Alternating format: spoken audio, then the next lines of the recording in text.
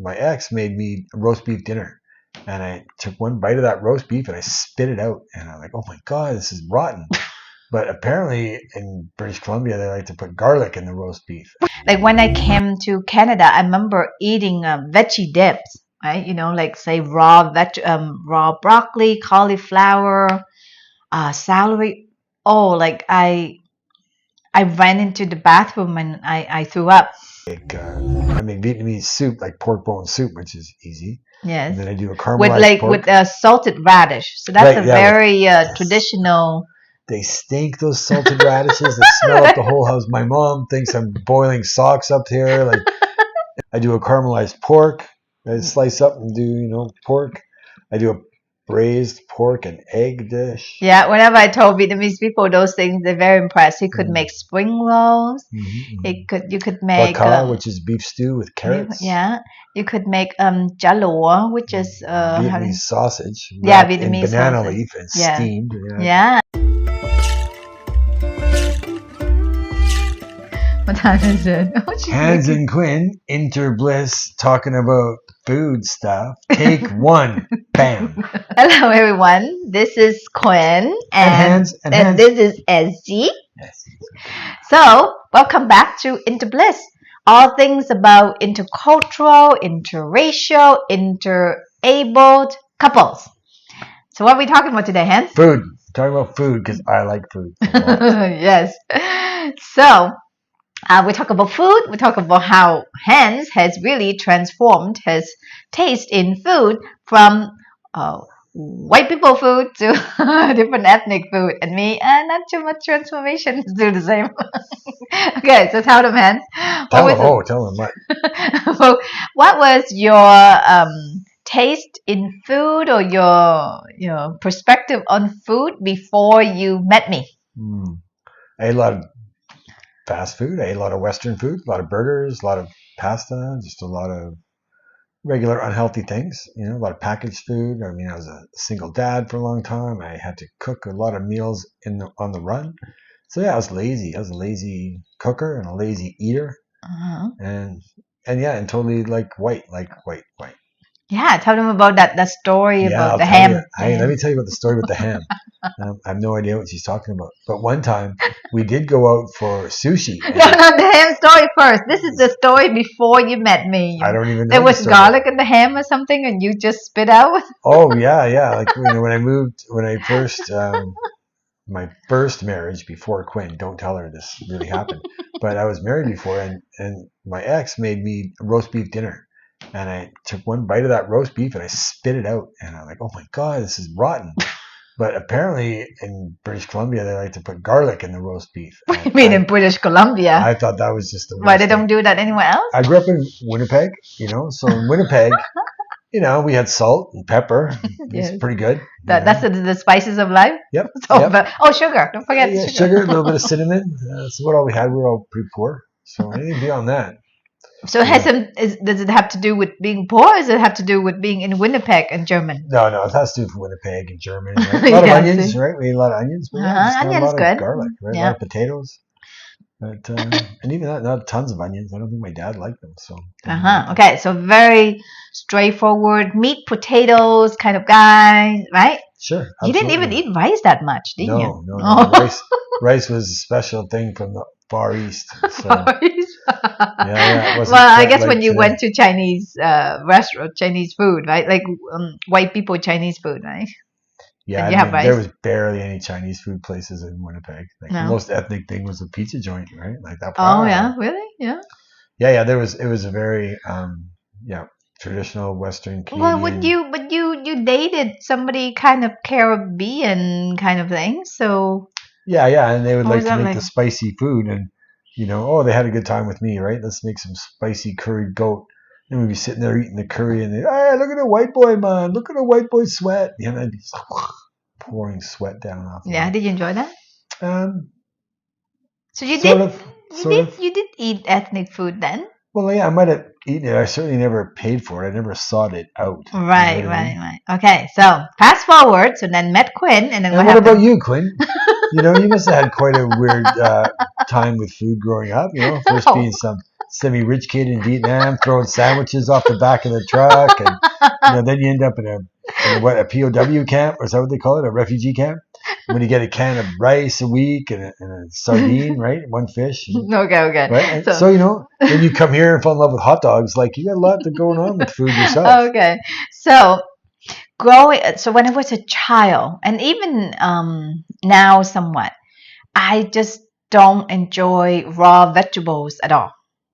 And so the problem in Vietnam at the time, this was in the 80s, was that when you go to places like order vermicelli or order Vietnamese sandwiches, you can say, "Oh, please don't keep the vegetables," right? But they're not used to customize. They're not used to customer service. So often things would come. Oh, I hate cucumber, right? So, like, say for a Vietnamese sandwich, would come with cucumber, cilantro. What else in that? Some chiles, Chile. and daikon, some pickled carrot. Yeah. Daikon. Oh my God, I hate those things. Love those things. Yeah. So that, or in vermicelli, like bean sprouts and mince and da da da. And so, like, often I would just pick them out one by one. Sprout all used to drive my family crazy. So you have to keep in mind. I think I'm open-minded, but actually I'm quite picky. Shaking my head no over here to the open-minded. Yeah. And so one time I remember, so every morning my dad would drive me to school. And so he would buy me a Vietnamese sandwich. And call it bánh mì. Bánh mì, that's right. And so sometimes he forgot to tell people not to to exclude vegetables, or sometimes he would tell them and they would forget. But anyway, so I would hate. So he would drive me to school on kind of like a scooter or like a motorbike or something like that, right? So I would just like sneakily drop the sandwich on the street. Thinking that I could get over it. Either I could tell him that I really finished eating it, or I could tell him, "Oh well, sorry, Dad, I accidentally dropped that sandwich." But one time there was this guy. He called out, "Oh, your daughter dropped a sandwich." So what did my dad do? He went back and buy another sandwich, and then I would go to school, residential school. So for blind kids. And a lot of them were actually really poor. But stupid me, like I was 8, 9. Yes, Essie, I know you agree. Essie agreed that I'm stupid. I don't agree. Thanks. So instead of giving the sandwich to one of those poor kids, I think they would love to. Oh my God! Like thinking back, like how dumb I was. You know what I did? I threw the sandwich down one of the kids' beds, and I was the only kid that would go to school during the day, not stay in the residence. Everyone else in the residence. So my teacher, they didn't like to scold me. I guess I was a little bit of a pamper kid, of a student. I was probably one of the richer kids in the school. So instead of scolding me, the teacher would say, some student threw bánh mì down under the bed. They shouldn't do that. And of course, like I knew it was me. He knew it was me, but no one said anything. But that sort of thing, like we have certain things against certain kind of food that it just, like when I came to Canada, I remember eating veggie dips, right? Like say raw broccoli, cauliflower, celery. Oh, like I ran into the bathroom and I threw up. Like it's just so visceral. Like it's not even picky. Like it's just visceral, right? I mean, now I eat vegetables. I eat cooked vegetables, and in terms of raw vegetables, I can eat salad, tomatoes, carrots. But even that, like when I go to places that serve salads, I have to know what's in that to eat the salad, because I don't like a lot of things like peppers and raw onions and cucumber, and that's why I cannot marry a Greek guy, because I don't like Greek salad at all. Right? She's already planning the next husband, right? She's got a checklist going. Stop it. Oh, what was the hot dog? Yes. So when I went to Canada, my first school was like they call that the middle grade school, from grade 7 to grade 9. This was in Ontario. And so, yeah, every day they would sell hot dogs. And I remember I was so hungry, and eating hot dog was just so good. It's just like a little bit of crunchiness, a little bit of, and I was hungry, and now I know why, because for breakfast I may have had white bread and butter or something, and now I know, like, white bread makes you hungry like 2 or 3 hours later. No wonder why by 12 o'clock I was like ravenous. So I would eat those hot dog every day, and so then when I left that school, I didn't eat hot dogs for years. I don't know why. If I did enjoy the hot dog, but when I stopped going to that school, I just didn't eat hot dogs for years. Okay, so Yeah. on to your. Okay, so then you met Quinn. What happened? Then I met Quinn. Hell yeah. And then I started to have to expand my culinary field, right? Yes. I remember we went for sushi and I had no idea how to order sushi, what to order for sushi. So, it's had to slowly grow into that over a couple times ordering until I ordered the raw egg on top of tobiko. So it's like raw egg on top of fish egg. And I swallowed that down. And then I knew I'd figured out sushi once you can eat raw egg on raw egg. And now you love sushi, right? Oh, yeah, I'm down for the sushi all the time. I mean, now some things I don't like as much as others, right? But I mean, yeah, I'm pretty open to eating any kind of. Yeah, Thai food you can eat, Thai, right? yeah. And the funny thing with him, so even though he said, I don't like Indian food, but every time my Indian friends would make food, he would eat them. And I think it's just. And it's part of that is I figured out Indian food that I like, right? Yeah. So yeah. instead of eating the stuff I don't like. Okay. So tell us about, Vietnamese food for you. How did that land for you? From a white boy, meat, potatoes kind of guy. So the way that lands for me, first off, landed or land? The first thing I notice is the way, not the food, it's the way everybody eats. And Quinn's going to get mad because she thinks this is an insult of her culture. But there's a lot of slurping going on at that table. There's a lot of soups, right? Like there's a lot of vermicelli. There's a lot of dishes that have noodles or rice or they're soup based. And so, everybody has a little bowl and people eat their food and they make some noise when they eat. And in my family, growing up in my German household, boy, if you even made some noise like that, you were getting it right in the back of the head. And most of the time your head would bounce off that plate because, there's a serious misdeed at my house. And so to be in a room full of a dozen people all performing this serious misdeed together it took me a while. It took me a while to get over myself and not be all hyper vigilant about that.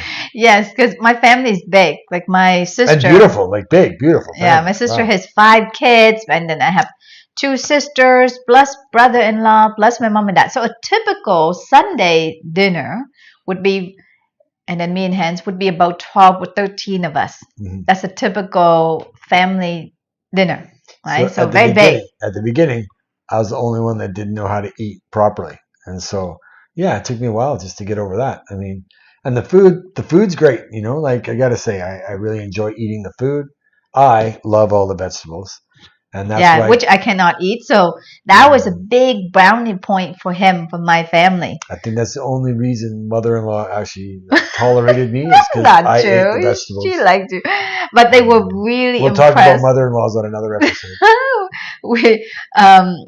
Because it was such a big contrast. Quinn sitting there wouldn't touch any mince, any cucumber, and the different Vietnamese vegetables, not just mint, like quite a few of them, cilantro and right? And I wouldn't touch them, and Han would just eat anything. So one of my favorite things is called butter beef, and it's a dish that gets cooked right on the table, and there's beef, of course, but there's beef and octopus and shrimp all cooked, and then you put it in a rice paper and wrap it up like a big fat old joint. And I'll probably get in trouble for saying that too, but like big stogies, and you roll those things up, and I would just put all the vegetables in. And I remember my mother-in-law was always pretty impressed. I was stuffing them vegetables in there.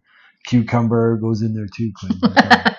Yes. But no chilies. I just couldn't quite get the chilies. They're a little too hot, those little green ones. Yeah, and I myself, I can't handle chili that much. Like dry spice, like spicy but dry, I can handle. But those chili, like they look tiny. They look tiny, but they're very spicy when you touch them. Oh, Essie, what do you know about food? She doesn't like the spicy stuff.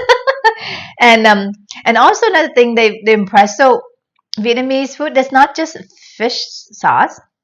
There's also other variety of fish sauce that can be very strong. That's sardine sauce. Yeah, I love that stuff. And often the times the family would be worried that I'm using too much. That's no, really like salty. shrimp paste, fish sauce, Love like that. pretty fermented, very strong smelling, strong taste, and hence would eat them all, right? Yeah.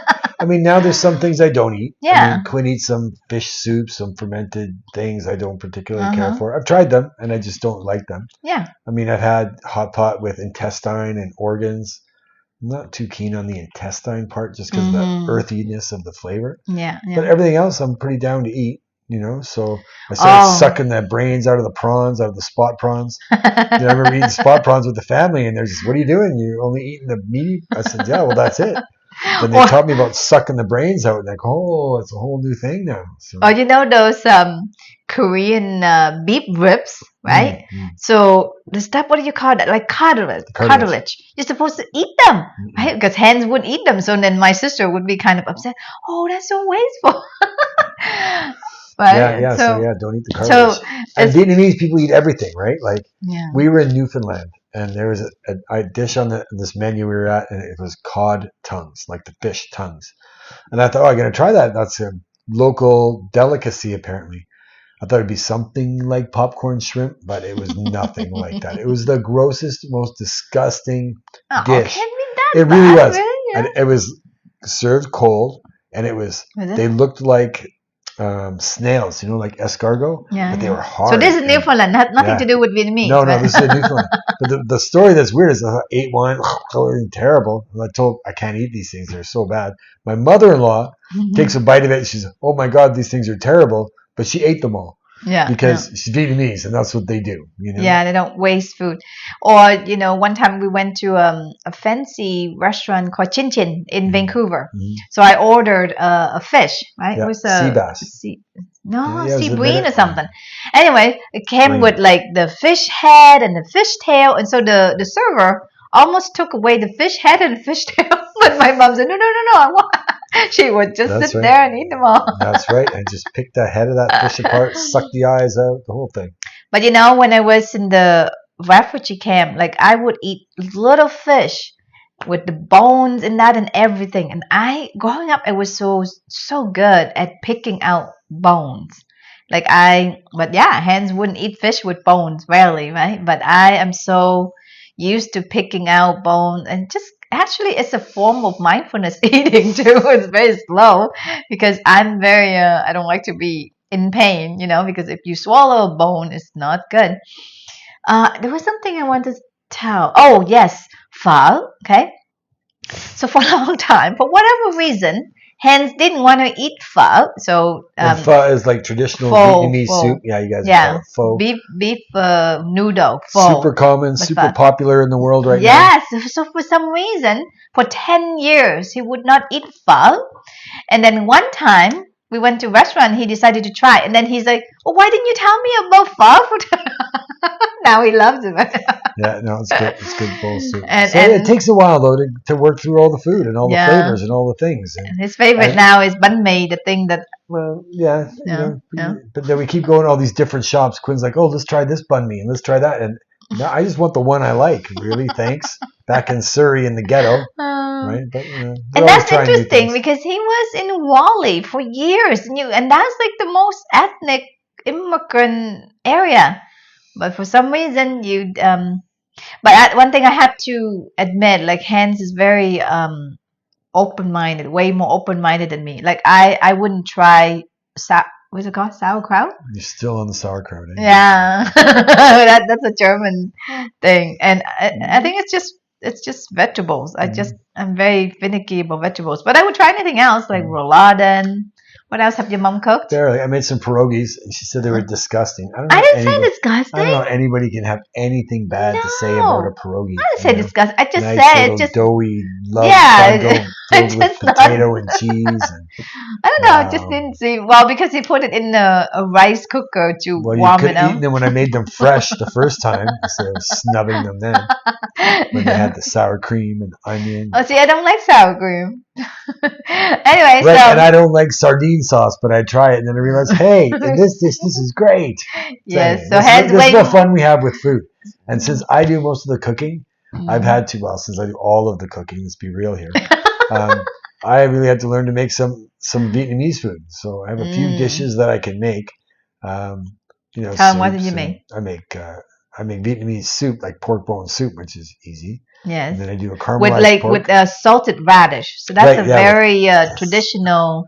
They stink, those salted radishes. They smell up the whole house. My mom thinks I'm boiling socks up here. Like it's a pretty punky smell. Yeah. But yeah, with the boiled radish, I do a caramelized pork. I slice up and do, pork. I do a braised pork and egg dish. Yeah, whenever I told Vietnamese people those things, they're very impressed. You could make spring rolls. You could make bạc ca, which is beef stew with carrots. Yeah, you could make chả lụa, which is Vietnamese sausage. Vietnamese in banana sausage. leaf and steamed. Yeah. I learned how to make that one. And flan, and I make the dessert. Yeah, so flan. There's a Vietnamese version of it. Kind of like the French version of it. Yeah, so I could make that one pretty good, right? So, yeah. That's right. And I make some muffins here and there. Well, muffins not Vietnamese, huh? It's white people. I make white people food too. I'm just trying to say that, I still look after my own interests every once in a while. That's right. But I've been making bran muffins. I share them with my mom. Yeah, so it's a great cook. So now we don't go out that often. We only go out because of social reasons, like say go see family or friends, take the kids out or something like that, like my nieces and nephew or my sisters. Other than that, we don't tend to go out. Where we live in Powell River, the best Chinese food in town is at the grocery store. Right, they have a little kitchen in the back of one of the grocery chains, and they make fresh Chinese food all day long, and that's better than any of the 3 Chinese restaurants in town, which is sad. Right. And then there's a Thai place, but we've had our falling out with that. All the Western food restaurants are in and out. We go and we have dinner, and it's always like, geez, Hans, you can make better steaks at home. Like we can have a better dinner at home. And spend less money. So I tend to wait until we go to Vancouver or Surrey and have food. I mean, there's a really good Indian restaurant here. Like I had biryani today; it was so good. Yep, yeah, they're good. Sushi here is good, right? But slow. Expensive. Oh, super slow. Like 45 minutes to an hour. That's if you're there early. Yeah. Sushi. I'm not sure how did it take that long, but something like that, right? So I mean. But you can get a decent burger in this town. You can get a good sandwich in here, but we don't need a lot like that. Yeah. Right? And if we want pizza, I usually just buy a frozen pizza and doll it up and make it here. So. Yeah. So next time we'll next talk time about. We're talking about food. Yeah. No, next time we'll talk about food, but we talk about food in terms of health. Right? We'll talk about things that we don't do anymore, things that we do to be healthy. So I talk to you. We talk to you next time. Well, that's it. Like I was having a good time, but I guess I was having too much fun. So what do you want to talk tomorrow? Nothing. No. Just tune in again. I might have fun next time too. Okay. Subscribe. Bye. Subscribe. Subscribe to us because that will help us a lot. Yes. Join, like, comment. Quyn loves all those little. Hands loves it too. Have fun, everybody. Okay. Bye. See you next week.